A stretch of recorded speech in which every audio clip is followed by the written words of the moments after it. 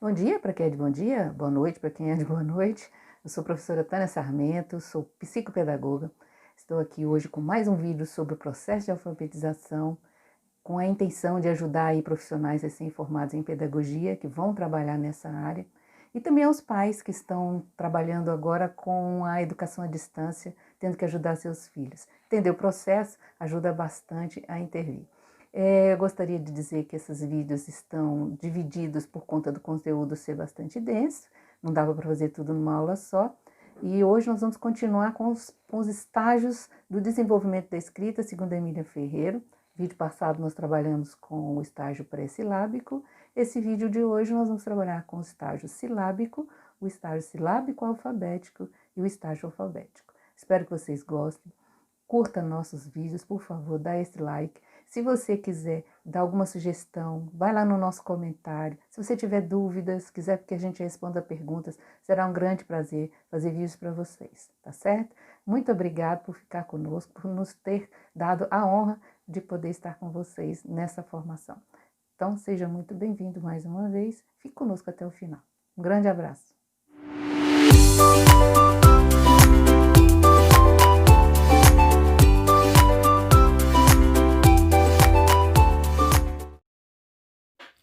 Bom, como já vimos em vídeos anteriores, a teoria de Piaget sobre a psicogênese do pensamento ela está intimamente ligada à teoria de Emília Ferreiro sobre a psicogênese da escrita. Porque as duas teorias descrevem o desenvolvimento, tanto do pensamento como da escrita, como estágios, onde em cada um deles a forma de pensar sobre o objeto de conhecimento possui características muito específicas e que a mudança entre um estágio e outro é gradativa e possui momentos de transição. Os dois concordam também que a passagem de um estágio ao outro é muito individual, já que a forma que o indivíduo interioriza a realidade e organiza os seus pensamentos é muito pessoal. Portanto, teremos em um determinado estágio uma característica específica, mas uma idade cronológica diferenciável ou variável. É por este aspecto que em uma sala de aula existem crianças com a mesma idade, porém em estágios de pensamento diferentes. Outro determinante nesta evolução são as experiências ou interações do sujeito com o meio. Quanto maior o número de interações, maior sua capacidade de raciocinar sobre sua realidade. Porque suas conexões cerebrais já foram construídas, já construíram uma rede de informações que permite estabelecer relações entre estas interações. Então, portanto, oferecer à criança um maior número de estímulos exteriores contribui muito para a sua evolução. Outro ponto da teoria de Piaget, com a qual a Emília se baseou para escrever sua teoria, foi o fato de que, neste período de construção do sistema de representação da escrita, mais ou menos dos 3 aos 8 anos, a criança passa por dois estágios de pensamento ditos por Piaget como pré-operatório e operatório. Em ambos os estágios, a criança só consegue operar sobre o concreto, ou seja, em algo percebido pelos sentidos. Como o sistema de escrita alfabética é muito abstrato, já que a escolha das letras que representam o objeto não tem nada a ver com o objeto, fica difícil para a criança estabelecer relação entre um e o outro. E é por isso que no início da alfabetização, a criança, ao escrever, ela desenha o objeto e que em fase posterior ela já vai rabiscar algo que tem relação com o tamanho do objeto. Isso acontece porque ela está presa ao pensamento concreto. O que dificulta mais ainda o estabelecimento da relação letra-som é a arbitrariedade das escolhas das letras, já que um M não tem nada a ver com o som que ele representa, que é um fonema, que na verdade é impronunciável. Então, um objeto não tem nada a ver com as letras que o representam e as letras que o representam não tem nada a ver com o som que se pronuncia. Fica difícil mesmo para a criança estabelecer ou entender isso. Outra grande dificuldade para a criança é tentar mostrar que a relação letra-som existe quando pensamos na escrita, mas quando falamos ela não é tão regular, né? Vamos dar um exemplo aqui, por exemplo. Quando nós falamos tomate, usamos o i no final, mas ao escrever nós devemos usar o é. Então, ao falarmos, não fazemos pausas. A nossa fala é contínua, mas ao escrever, devemos representar os espaços entre as palavras e ainda descrever sentimentos e entonação através de sinais gráficos arbitrários também. Quer dizer, fica muito difícil para uma criança que está num estágio de pensamento onde a concretude é necessária para aprender, um sistema que é totalmente abstrato. Nem eu sabia que era tão difícil aprender a ler e escrever, pois nem nos damos conta dessa dificuldade depois que a gente aprende. E a cobrança da criança se torna até mesmo injusta, porque nós esquecemos do que passamos para aprender a ler e escrever. Isso hoje é fácil e a gente acha que para a criança também é fácil. Então, aprender a ler e escrever não é apenas codificar e decodificar. É preciso construir um saber sobre a escrita. Bom, mas vamos voltar aqui então aos estágios da evolução da escrita e nós vamos agora para o nível silábico. Este estágio está subdividido em silábico com valor sonoro e silábico sem valor sonoro. Como o sistema de escrita alfabética possui princípios e entre eles está o que devemos começar do simples para o complexo, a criança vai chegar a este estágio com conhecimentos mais simples, que agora deverão aumentar o nível de complexidade. Até aqui, ela já descobriu que para escrever se usam letras e que a quantidade mínima para escrever uma palavra é a partir de dois ou três caracteres. Também já aprendeu que a palavra tem início, meio e fim e que o som está relacionado a ela, mas ainda não estabeleceu a relação entre grafema e fonema. Ela já aprendeu que existem palavras que têm uma escrita estável, ou seja, as que se escrevem sempre usando as mesmas letras, e que uma palavra diferente se escreve com letras diferentes. Mas como a estabilidade só se aplica inicialmente às letras do próprio nome ou a palavras conhecidas, quando ela escrever uma palavra nova, ela não saberá que letras usar e nem em que posição deve colocá-las. Por este motivo, é preciso primeiro estimular a consciência silábica, já que a consciência da palavra já foi construída. Isso quer dizer que, pelo fato da nossa língua ter esta característica silábica, fica mais fácil identificar o som das sílabas primeiro e depois disso partir para a consciência fonêmica. Lembrando, é claro, que em todos os estágios, tanto a consciência fonológica quanto o conhecimento das letras devem começar simultaneamente. O que muda é a sistematização do ensino, pois, como já dissemos, existem características específicas para cada estágio do desenvolvimento que nós devemos respeitar, mas nunca deixar de estimular a evolução adequada. Por exemplo, o conhecimento alfabético no período anterior não era feito ordenando as letras do alfabeto, e sim usando as letras do próprio nome, que a criança já conhece e que seja significativo para ela. A partir da escrita do próprio nome é que vamos acrescentando as letras dos nomes dos colegas, por exemplo, mas sem cobrança rígida. A partir do período silábico, a exigência sobre o conhecimento das letras, suas formas, seus nomes, sua ordem no alfabeto passa a ser mais efetiva. Sem este conhecimento, a criança não evoluirá para o estágio seguinte. Então, em relação à consciência fonológica, pelo fato da criança estar no pensamento concreto, o início da tomada desta consciência foi muito ligada a imagens, a experiências táteis, visuais e auditivas. A criança precisava antes construir conceitos e significados, precisava categorizar, classificar estes conceitos em campos semânticos, né, ou grupos, e também aumentar o seu vocabulário para depois levá-las a estabelecer alguma relação com o som que fala. Agora, ela já possui a representação ideográfica do som e precisa agora aprender a representá-lo graficamente. No início do silábico, sem valor sonoro, né, as letras com som parecido com o seu nome são ensinadas. São as letras regulares, né, porque isso facilita o estabelecimento da relação letra-som.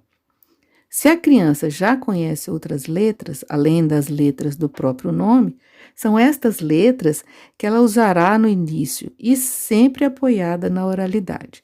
Como ainda não estabeleceu relação entre a letra e o som, mas já conhece algumas letras, a escolha ainda é aleatória no período silábico sem valor sonoro. Mas já vai reconhecer que para cada pedacinho é preciso colocar uma letra para representar aquele som. Aqui, a criança passará por um grande conflito, né?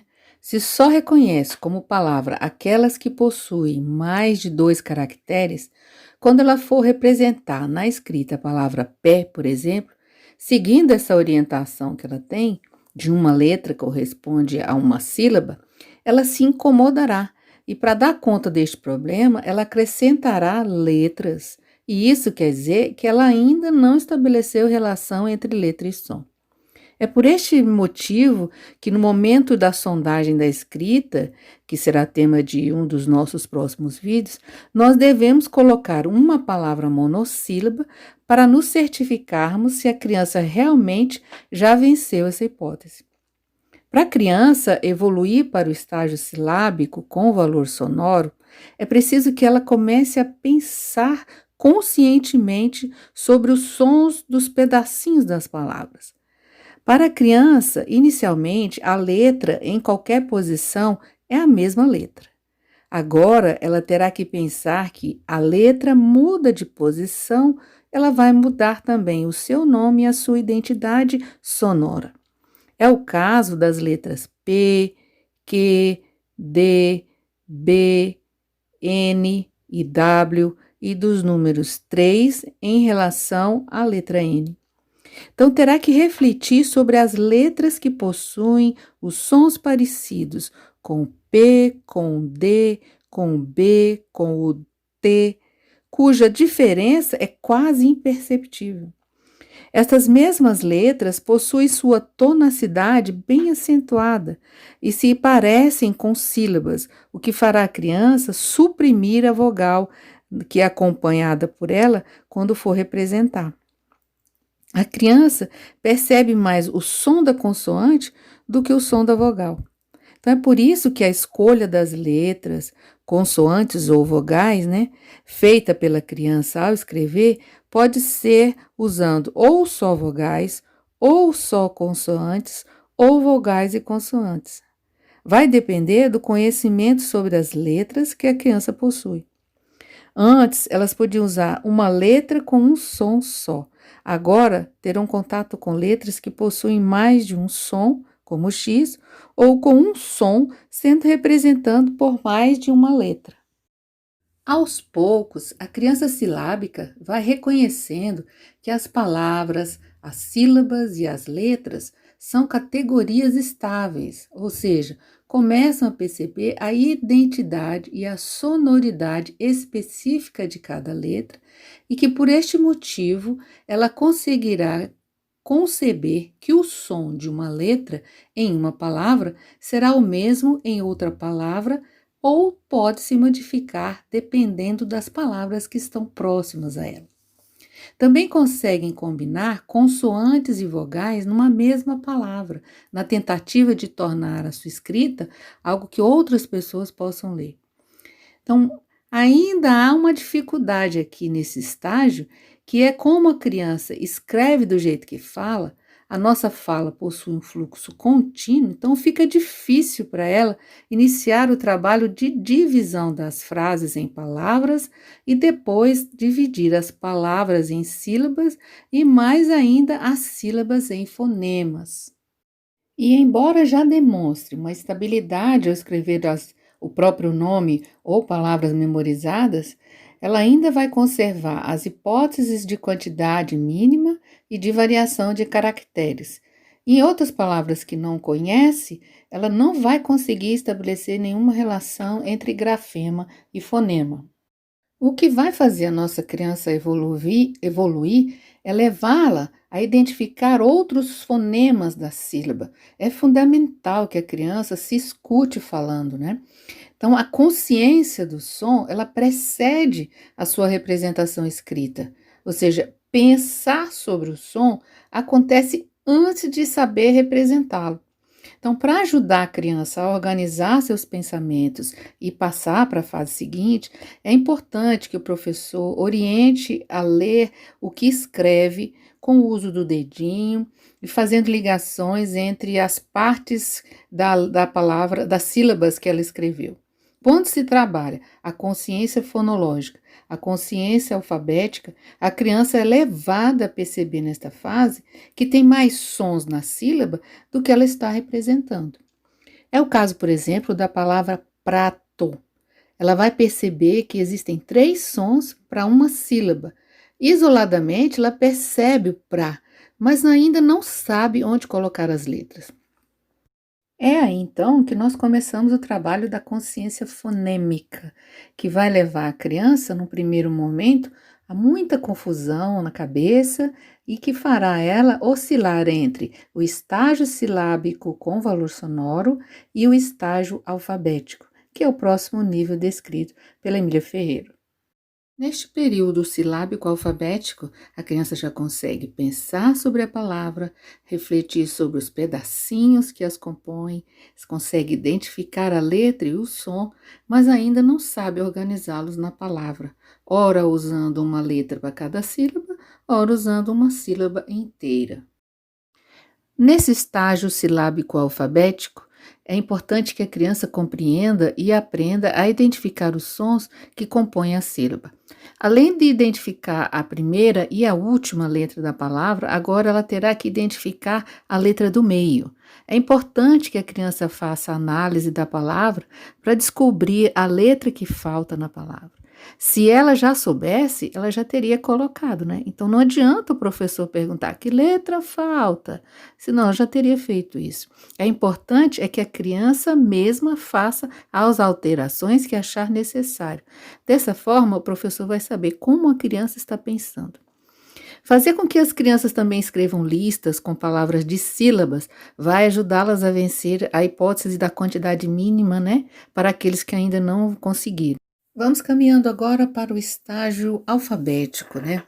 Onde a criança já compreendeu o sistema de escrita e já entende que cada um dos caracteres da palavra corresponde a um valor sonoro menor do que a sílaba, que no caso é o fonema. Agora só falta dominar as convenções ortográficas. Aí nesse estágio, compreende também que a escrita tem uma função social de comunicar. Já conhece o valor sonoro de todas as letras do alfabeto, mas ainda pode misturar as hipóteses silábica e alfabética. Isso ainda pode ocorrer. Falta-lhe também conhecer sons irregulares e aumentar o seu vocabulário, né? Atividades importantes aqui que podem ajudar, né? Seria produção de textos, reescrita de histórias, escrever um diário, registrar partes principais das hipóteses e textos, produzir diferentes tipos de textos, né? E não podemos deixar de gravar aqui e saber que numa sala de aula nem todos os alunos estarão no mesmo nível, já que, como já dissemos, cada um assimila e acomoda a informação de acordo com suas características próprias e organiza as informações também de uma maneira bem específica. Então, cabe ao professor fazer o diagnóstico ou sondagem da escrita, que suas atividades sejam adequadas e diferenciadas, ou então que uma mesma atividade possa ser apresentada com níveis de complexidade diferentes, né? Atendendo às necessidades específicas de cada grupo. Por exemplo, você dá uma atividade de completar frases, para um grupo são palavras mais simples, para outro grupo a palavra pode ser mais complexa, né? Então, o trabalho com sentido e direção da escrita também deve ser iniciado nesta fase. E com isso nós terminamos o último estágio descrito por Emília Ferreiro de construção da escrita. Eu espero que vocês tenham gostado. Se gostaram, deixa aquele like legal pra gente. Não esqueça de deixar comentário se você não entendeu alguma coisa. Pode escrever que eu faço um vídeo exclusivo para responder sua pergunta. Muito obrigado. Até a próxima.